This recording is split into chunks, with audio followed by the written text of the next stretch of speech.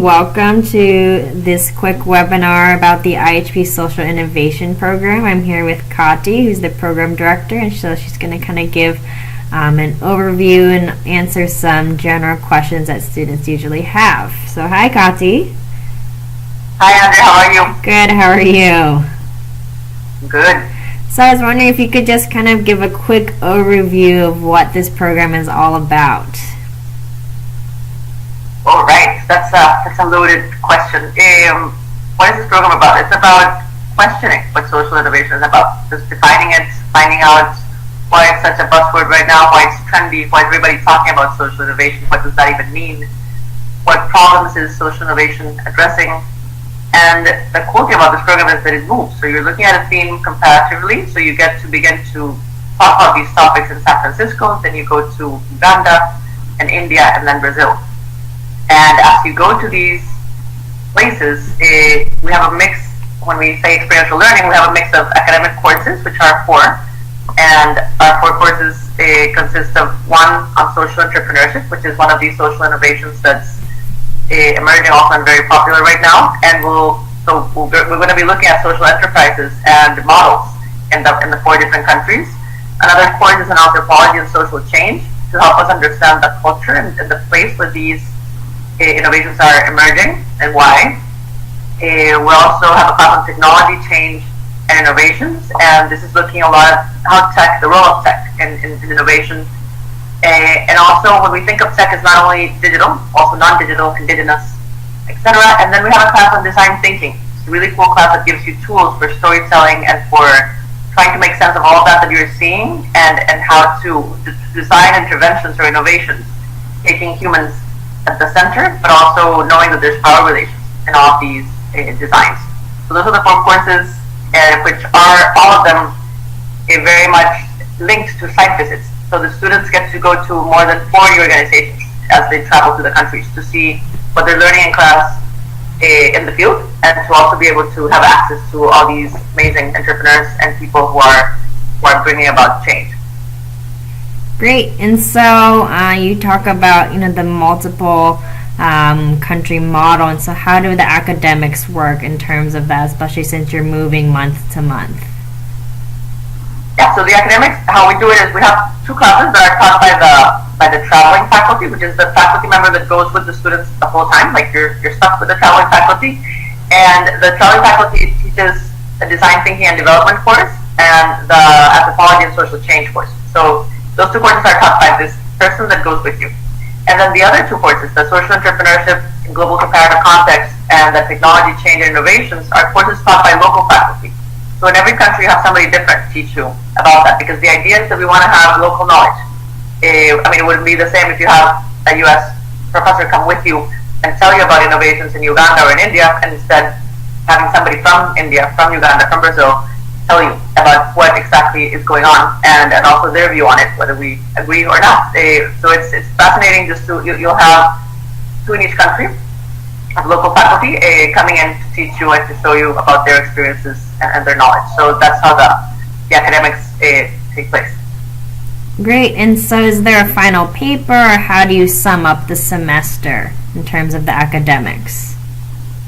So it's a little bit different. So every course, for example, the social entrepreneurship course is the main assignment there are case studies, because the idea is that in each one of the countries, after you leave the US or in Uganda and in India, you actually get to do case studies on one of our themes. Our program has 5 themes that we look at. One is food and agriculture, environment, health, education, and social and financial inclusion.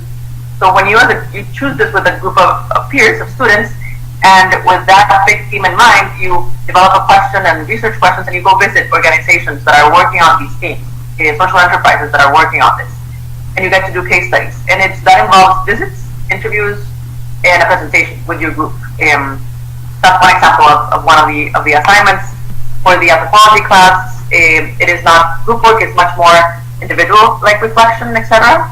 For the technology change and innovations course, it's a mix. It's a mix of also essays. So we're trying to do different for different learners. Right? Some students really like group work. Others prefer more individual reflection or more like a research on something that they're very interested in. So the class on technology change and innovations allows for the individual students to look for a technology, a change, or an innovation that they want to look deeper into. And the design thinking and development class is a mix of individual and group work. It has a lot of storytelling and a lot of visuals. Like for example, food journeys, or there's this heritage maps that you could do with homestay families, or that you can see the production process. So all of this is a way of telling the story of what you're learning through amazing, through like different tools that you learn about. So it's giving you a different skill sets. Great. And another really cool component of this program is the homestay families. And so can you kind of touch a bit on that? Yes, the homestays are, as you just said, students really end up being like one of the best parts of their experiences. So yes, students have to live with homestays. They always are paired with somebody else, so students will always be in pairs. Sometimes even with three. It can be even 3 students if you have an odd number within male, female, or other. But you're always with somebody. You won't be by yourself. And the families are extremely generous in taking us in, and also just some of them have a lot of kids. Others are single moms. So they're very different definitions of what a family is, and you get to usually have breakfast and dinner with them. Lunch is usually we're out with the students, like on site visits or on our academics. So, and then weekends you also get to spend it with the homestay families. So yeah, you have many different moments to interact with them, and most of them do speak English, at least basic English. So if not, there's a lot of like charades going on and trying to explain each other culture, but they're very happy. They're definitely families that are not there for the money, for the exchange. They're very interested in learning from you, and also very happy to share with the students back about their culture and the country they're in. Great. And so one of the major components of this program is the idea of fieldwork and experiential learning. So can you kind of touch on one or two of the excursions that students have the opportunity to participate in? Yeah, no, they're pretty great, these excursions. I'll touch upon the one in Uganda, which is actually happening right now. And that's a unique excursion because they leave Kampala, which is the capital city and a very urban area, and they go towards the rural areas. And they get to visit the Millennium Villages Project, which was a project that was like a joint partnership between the Millennium Development Goals from the UN with the Earth Institute, and it was pioneered a lot by Jeffrey Sachs. And it was these villages that were created. It was very much of a top-down approach to development, and then students get to see what it looks like in Uganda right now that they're at a closing. That's one example. Another thing they get to see is BRAC, which is one of the biggest micro-enterprise. Micro-enterprise. When you think of micro-enterprises, you usually think of micro, like BRAC and Grameen. And so yes, this is one of them, and you'll get to see also, students get to see a lot of the examples of those, from microfinance to farming to etc. And then they also go to this beautiful place called the lake called Lake Munyoni, and there's this great place called Ntuzi, which is a social enterprise. They're working with the communities in the lake, trying to build ecotourism and other sustainable livelihoods. So that's an example of one of the excursions. In India, they get to go to Jaipur, to Rajasthan, and that's also a great excursion. In Brazil, they're smaller excursions, and they also get to go to rural areas and also to Ilha Bela. So yeah, it's a really exciting component. Yeah. And so just kind of to wrap up, is there anything else that you'd like to add or tell students about the IHP Social Innovation Program? I mean, what can I say? It's a really cool program. We created with a lot of care. All of us who have been building it and creating it want to go on it. So, and the students that are on the path have really enjoyed it. So I would definitely say reach out to the alums. There's a lot that they can tell you.